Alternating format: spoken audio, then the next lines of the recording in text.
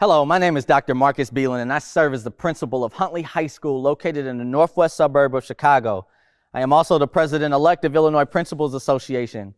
You see, my building population is just over 3,000 students with about 300 faculty and staff that make up this awesome community. My mission as a principal is to promote love and support, but to foster a strong educational community of learning.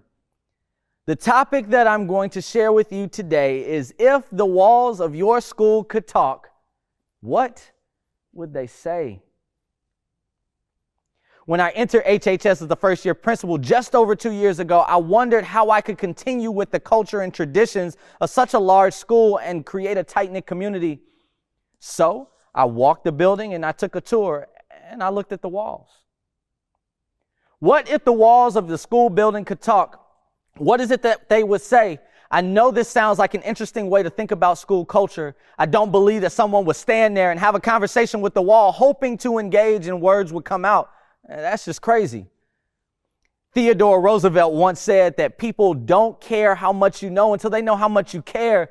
This may sound familiar, I am sure, and what I have learned as an educator and even at a young age is that students need connection. They need to be connected with the building, know they are loved and supported. As school leaders, we focus on one of the most important aspects, which is school culture. You see, ASCD defines school culture and refers to it as the way that teachers and other staff members work together to set beliefs and values and assumptions. If the walls of your school could talk, what would they say? Would they speak of the rich history and traditions that have been set by students and staff who have filled the halls before you came as a school leader? And now that you are a school leader, you are going to be part of the story. And what would they say when you leave? If the walls of your school could talk, would they show the diversity of your student body and tell the stories of their race, religion, ethnic traditions, and more? As we prepare students for the world beyond the walls of our school, will they be prepared to understand the different cultures and the people that they will encounter? If the walls of your school could talk, would they talk about the classroom experience? I mean, think about it. Students spend most of their waking moments in the school building. Moreover, they spend most of their time in the seats of the desk in your classroom. Think about a mirror maze. Can we go as far to say that our walls act as mirrors and reflect everything that is seen in them? If you haven't been in a mirror maze, let me tell you, it is an experience.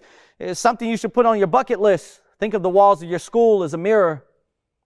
If the walls of your school could talk, would they not have much to say? Are they empty of stories, void of anything they can depict the mission and vision of what the school is working toward? Each and every day we open up the school doors to educate young minds.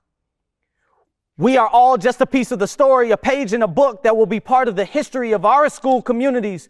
What stories will happen during the time of your leadership in the building? So many questions are there, but we have to be intentional and specific about school culture.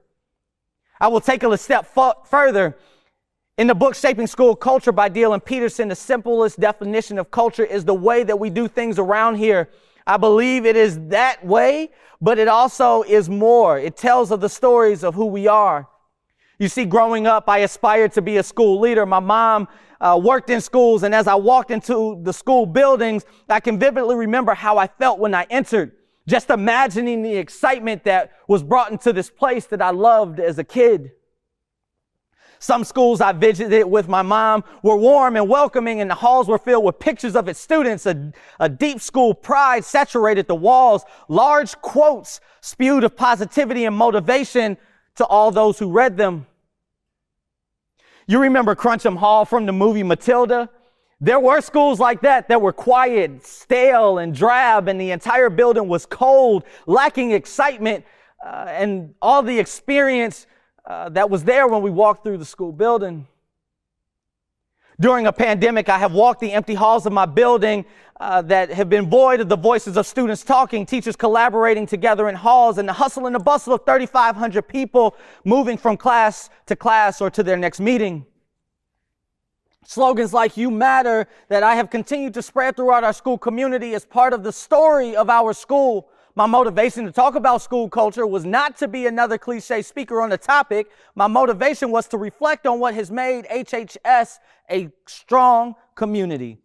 As the leader of the school, I am confident that our walls will tell the story of this community. Strong enough when students aren't even in the building, they know that the love we have for them still resonates in the walls of HHS. In the continued creation of our school culture, all stakeholders should be involved. The creation and the vision is not yours alone, so give space to groups and organizations that represent the school an opportunity to contribute to the story that the walls will tell. I always say we have to be intentional and specific about what we do and how we lead our buildings. When it comes to school culture, there is no right way to do it. Sometimes it is not about adding one more thing to our plate. Sometimes it's being more intentional about what we are already doing. I leave you with this challenge to take a walk through your building. Think of your students, your staff, your support staff, and those that have come before you and those that will come in the future, and ask yourself, if the walls of your school could talk, what would they say?